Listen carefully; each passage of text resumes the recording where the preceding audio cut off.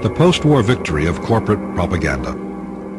During the McCarthy period, business first beat back the unions with the Taft-Hartley Act, and then secured a shift to conservatism in American politics similar to the shift which followed its campaigns of 1919-1920.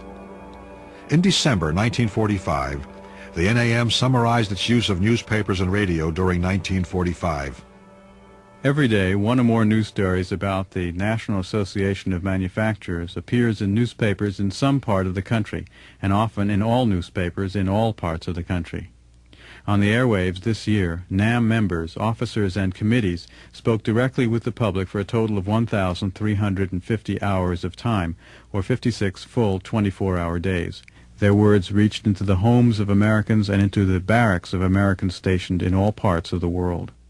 By 1946, the NAM was only one of a great number of business-sponsored organizations that were cooperating to drench the country with anti-communist, anti-socialist, anti-union, and anti-New Deal propaganda.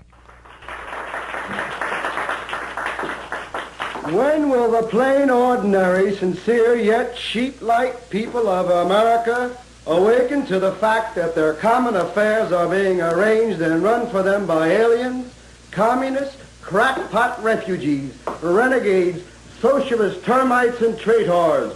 If you, the American people, don't get busy and fight, this whole vicious plot will be slipped over on you without your knowing what hit you. What's wrong? I'll tell you what's wrong. We have robbed man of his liberty.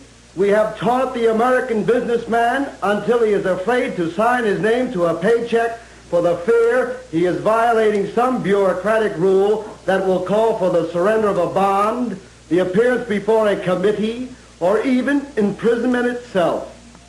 We are going to take the government out of the hands of these city slickers and give it back to the people that still believe that 2 and 2 is 4.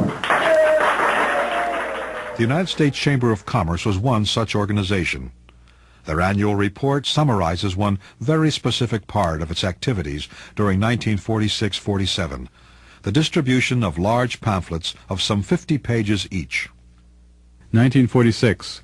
More than 1 million copies of the Chamber pamphlet Communist Infiltration in the United States were distributed and received with shocked surprise in many quarters. 1947. Communists Within the Government, a Chamber publication, brought screams of anguish not only from known communists but from others. A cabinet officer sought its withdrawal. However, the government's loyalty program, inadequate but still a loyalty program, was begun. Many of the country's largest firms, Fortune magazine observed in 1950, have started extensive programs to indoctrinate employees. The American Advertising Council represents large corporations and large advertising agencies. In April 1947, the Council announced a $100 million advertising program which, over the next 12 months, would use all media to sell the American economic system to the American people. The program was officially described as a major project of educating the American people about the economic facts of life.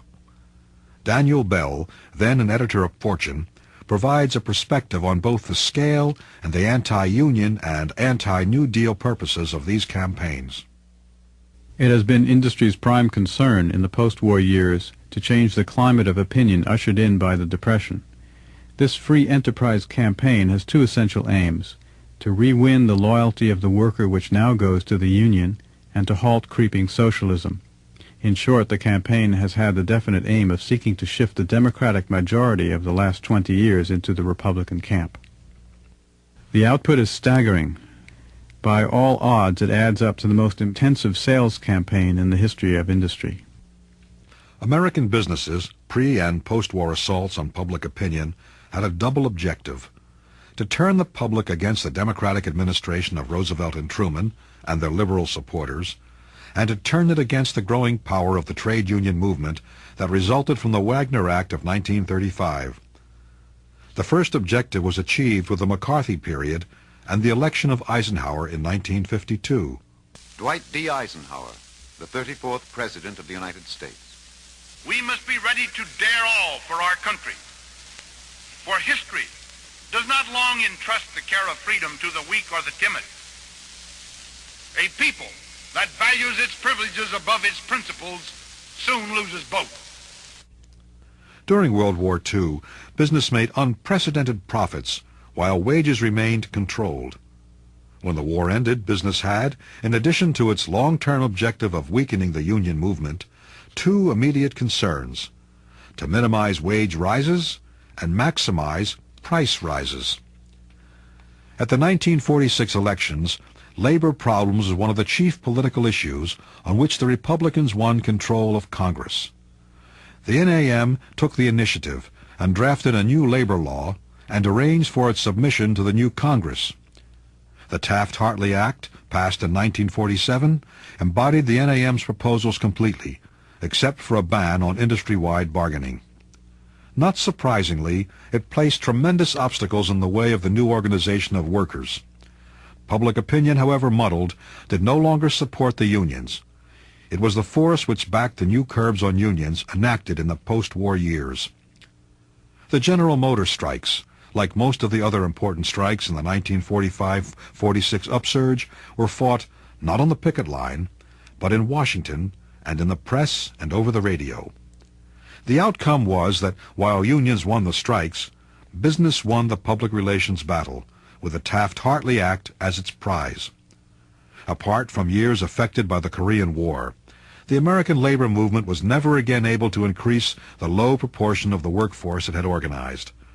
30 years later, in the face of a renewed propaganda and public relations onslaught by business in the 1970s, organized labor in the United States went into a steep and possibly terminal decline.